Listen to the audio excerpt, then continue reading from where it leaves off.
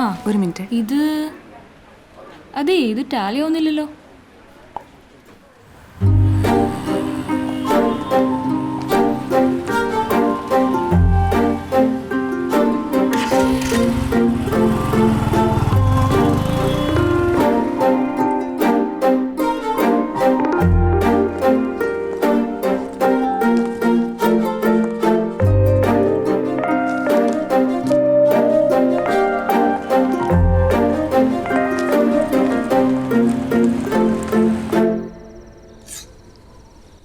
ഇതൊക്കെ വാങ്ങിയതുപോലെ ഈ വീട് മുഴുവൻ ഫർണിഷ് ചെയ്യണം. നമുക്ക് വില കുറച്ച് കൂടിയാലും കുഴപ്പമില്ല. എനിക്ക് വേണമെങ്കിൽ ബാങ്കിൽ നിന്ന് ലോൺ കിട്ടും, നമുക്ക് വേണമെങ്കിൽ അതെടുക്കാം. ഏയ് അത് വേണ്ട. നമുക്കിങ്ങനെ പതിയെ പതിയെ കല്ലിൻ്റെ മേൽ കല്ല് കയറ്റി വെച്ച് മെല്ലെ ഓരോന്നായിട്ട് വാങ്ങാം. അതാ അതിൻ്റെ ഒരു സുഖം. അമ്മ. ആ ഹലോ അമ്മേ. ആ മോളെ, എന്തൊക്കെയാണ് വിശേഷങ്ങൾ? നല്ല വിശേഷം അമ്മേ. ഞങ്ങളിത് ഫർണിച്ചറൊക്കെ വാങ്ങിച്ചു വന്നു. ആണോ? ദേ അടുത്ത ആഴ്ച ഞങ്ങൾ അങ്ങോട്ട് വരുന്നുണ്ട് കേട്ടോ. അമ്മേ അച്ഛൻ ഇങ്ങോട്ട് വരുന്നുണ്ടെന്ന്. ആ ഒരു മിനിറ്റ് ഞാൻ കൊടുക്കാം. ഹലോ അമ്മേ. അമ്മയല്ല, അച്ഛനാ. ആ ഞങ്ങൾ അടുത്ത ആഴ്ച അങ്ങോട്ട് വരുന്നുണ്ട് മോനെ. നിങ്ങളുടെ ഫ്ലാറ്റും ആ സ്ഥലമൊക്കെ ഒന്ന് കണ്ടിട്ട് വരാമല്ലോ. ആ അച്ഛൻ വന്നോ?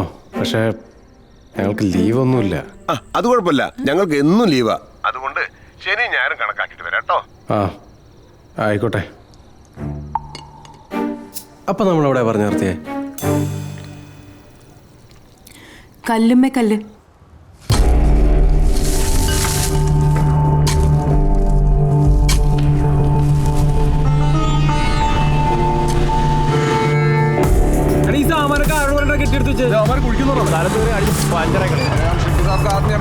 എന്ത് ചട്ടി? എന്താടാ കണ്ടില്ല, സ്ഥലം കൈയിരിക്കണം. നിങ്ങളോട് പല പ്രാവശ്യം ചോദിച്ചാ സ്ഥലം കൊടുക്കുന്നുണ്ടോന്ന്. ചെട്ടി ഇപ്പൊ ഈ സ്ഥലം കയ്യേറി. ഞങ്ങളുടെ ബിൽഡിംഗ് പണിയാൻ പോവാ.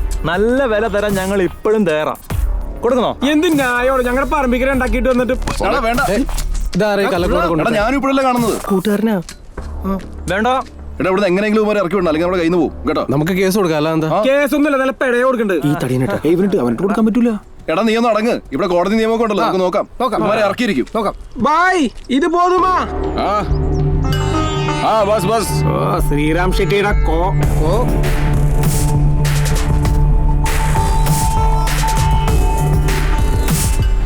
എൻ്റെ ഒരു കൊളീഗിന്റെ സ്ഥലം ഇതുപോലെ കയ്യേറിയതല്ലേ.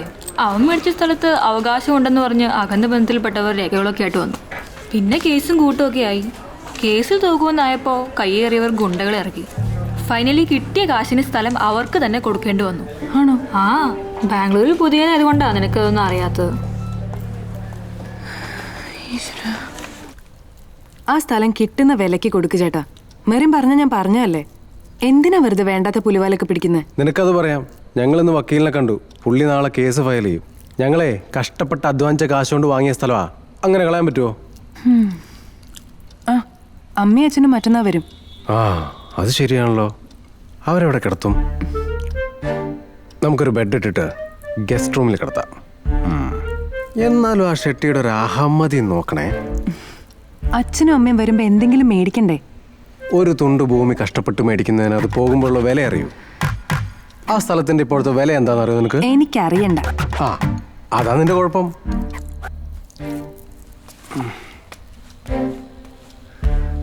അച്ഛനും അമ്മയും വരുന്നു എന്ന് പറഞ്ഞിട്ട് അവര് ബസ്സിനാണോ ട്രെയിനിനാണോ വരുന്നത്? അവർ ഇവിടെ വന്നിട്ട് വീട്ടിലോട്ട് എങ്ങനെ വരും? അങ്ങനെ എന്തെങ്കിലും ഒരു കാര്യം ചേട്ടൻ അന്വേഷിച്ചോ? അത് ശരിയാണല്ലോ. അവര് ട്രെയിനിനാണോ ബസ്സിനാണോ വരുന്നത്?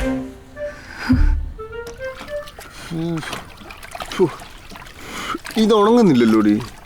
നിങ്ങളെ കയ്യിൽ പന്തോ ചുറ്റിക്കൊണ്ടിരുന്നോ? അവരെ ബാംഗ്ലൂർക്ക് പോവുക. ഒടുക്കം നമ്മൾ രണ്ടാം തരക്കാരാകും. ആ ലളിതയില്ലേ ആദ്യ സാമർത്ഥ്യക്കാരിയാ. അയ്യോ, അവരൊന്ന് ബാംഗ്ലൂർ പോകുന്നതിന് നീ എന്തിനാണ് ഈ എഴുതാപ്പുറം വായിക്കുന്നത്? അല്ല, അവനെയും പറഞ്ഞിട്ട് കാര്യമില്ല. നിങ്ങളുടെ മോനല്ലേ. അവന് നട്ടല്ലെന്ന് പറഞ്ഞൊരു സാധനം ഉണ്ടോ?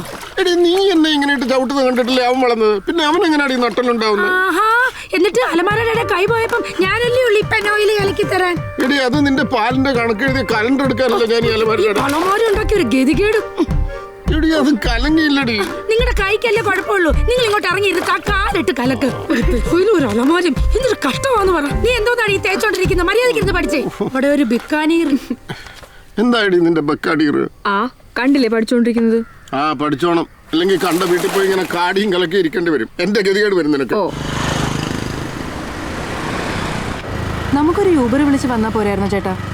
യൂബർ നമ്മൾ ട്രൈ ചെയ്തിട്ട് കിട്ടാത്തതുകൊണ്ടല്ലേ. പിന്നെ ബാംഗ്ലൂർ വരുമ്പോൾ ഓട്ടോറിക്ഷയിൽ പോകുന്നതല്ലേ അതിൻ്റെ ഒരു സുഖം അല്ല അച്ഛാ? ആ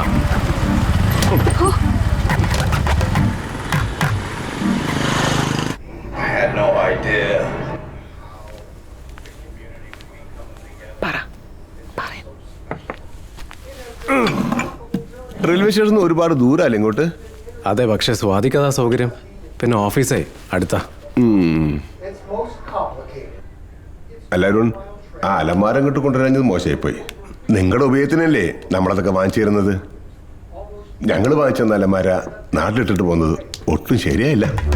അത് പിന്നെ അച്ഛാ, അത് ഒരു ലോറിയിലൊക്കെ കയറ്റിയും കൊണ്ടുവരണ്ടേ. പോരാത്തതിന് അതിന് ഭയങ്കര ഭാരവും വലിപ്പവും. അതുകൊണ്ടാ. ദേ നോക്കി, എന്ത് വലിയ മിസൈലാ ആ ലോറിയിൽ കെട്ടി വിളിച്ചോണ്ട് പോകുന്നത്. അത്രയൊന്നും വരില്ലല്ലോ ഒരലമാര.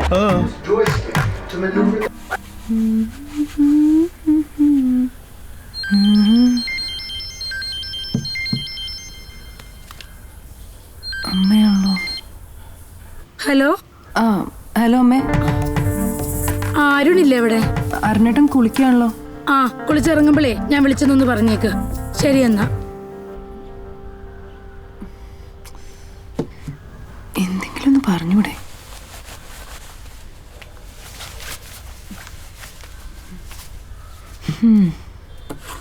അമ്മ വിളിച്ചെന്ന് പറയാൻ പറഞ്ഞു. ആ